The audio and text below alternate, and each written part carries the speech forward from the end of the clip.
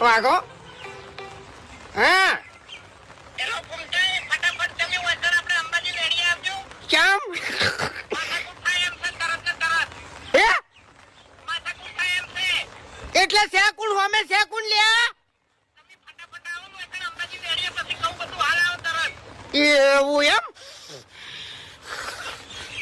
આવું છું તરત આવું છું. વાત આવી છે ભાઈબંધીની પણ હવે હોમે ગમે સંબંધી હશે ને તો હું ભમાયા વગર ની રૂવા દે એમ.